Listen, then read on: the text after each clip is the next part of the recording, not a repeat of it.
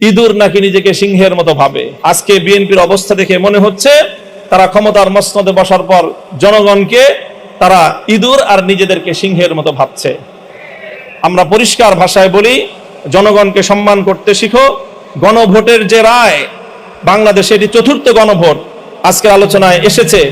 বাংলাদেশের তো নয়, বিশ্ব ইতিহাসে রেফারেন্ডাম এবং গণভোটকে এইভাবে উপেক্ষা করার কোনো দৃষ্টান্ত এবং নজির নাই। এই নতুন নজির সাব্যস্ত করে, নতুন নজির স্থাপন করে নিজেদেরকে ইতিহাসের আস্থা করে নিক্ষেপ করবেন না। শহীদ জিয়াউর রহমান, বেগম খালেদা জিয়ার, বিএনপির প্রতি আমাদের এটা সর্বশেষ শুভকামনা। বর্তমান সরকারকে একটা ভূতে ধরেছে, এটা হলো শেখ হাসিনার ভূত। যেই ভূত শেখ হাসিনাকে ধরেছিল, শেখ হাসিনা বিতাড়িত হওয়ার পর থেকে সেই ভূত এখন বর্তমান বিএনপির ঘাড়ে সওয়ার হয়েছে। ভূতটা হলো জনগণকে অপমান করার ভূত।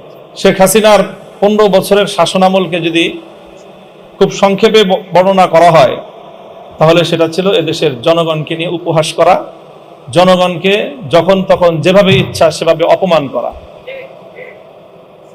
শেখ হাসিনা বাংলাদেশের মানুষকে শুনিয়েছিল নতুন এক গণতন্ত্রের সংজ্ঞা, উন্নয়নের গণতন্ত্র। জনগণের মতামত লাগবে না, তিনি পদ্মা সেতু আর মেট্রো রেল দিয়ে গণতন্ত্র বাস্তবায়ন করেছিলেন। এভাবে সর্বশেষ শেখ হাসিনার পতনের কফিনে সর্বশেষ যে ব্রেকটা ঠুকেছিল, সেটাও ছিল জনগণকে অপমান করার এক ভয়াবহ বিভৎস দৃষ্টান্ত। বলেছিল বাংলাদেশের 4 কোটি ছাত্র জনতাকে রাজাকারের নাতিপুতি। ভুলে যাওয়ার কথা নয়, আমার দেশের আত্মমর্যাদা সম্পন্ন 4 কোটি ছাত্র জনতা সেদিন রাতের অন্ধকারে বেরিয়ে এসে বলেছিল, আমি কে তুমি কে। এত তাড়াতাড়ি ভুলে গেলেন জনগণকে অপমান করার পরিণাম। সেই শেখ হাসিনার জনগণকে অপমান করার ভূত এসে সওয়ার হয়েছে এখন বিএনপির কাঁধে। এই জন্য বিএনপির পক্ষ থেকে একবার জনগণের সার্বভৌমত্বের প্যারালাল এনে দাঁড় করানো হয় তাদের 2/3 সংসদের এই সার্বভৌমত্বকে। এখানে সংসদে দাঁড়িয়ে গোটা জাতিকে মূর্খ সাব্যস্ত করা হয়। বলেন নাই উনি যে এদেশের জনগণ তারা যে গণভোটে ভোট দিয়েছে, না বুঝে ভোট দিয়েছে। গোটা দেশের জনগণকে মূর্খ সাব্যস্ত করেন, এরপরে উনি মাস্টার সাজেন এই মূর্খ জনগণকে বোঝানোর জন্য। উনি মাস্টার সেজে এদেশের সংসদের 300 সদস্যকে আর এই 300 সদস্য যারা গোটা দেশের জনগণের প্রতিনিধিত্ব করে তাদেরকে সংবিধান পড়ান মাস্টার সেজে। দাম্ভিকতার একটা সীমা থাকা উচিত। আপনারা জনগণকে অপমান করছেন। এই ভূত আসলে আপনাদের ঘাড়ের নতুন ভূত না, এটা শেখ হাসিনার ঘাড়ে সওয়ার হওয়া সেই পুরাতন ভূত আপনাদের কাছে এসেছে। আল্লামা সাঈদী রহমতুল্লাহ আলাইহির একটা খুব আলোচিত দৃষ্টান্তর কথা বলে আলোচনা শেষ করছি।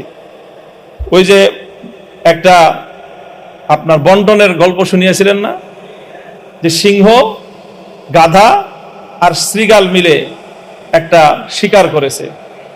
এরপরে সিংহ বলেছে, এখন তো শিকার করলাম গরু, হরিণ আর খরগোশ, এখন 3 জন মিলে শিকার করেছি, বন্টন না করে তো খাওয়াটা এটা বেইনসাফি দেখায়। কাজে একটা পদ্ধতি অনুযায়ী তুমি বন্টন করো।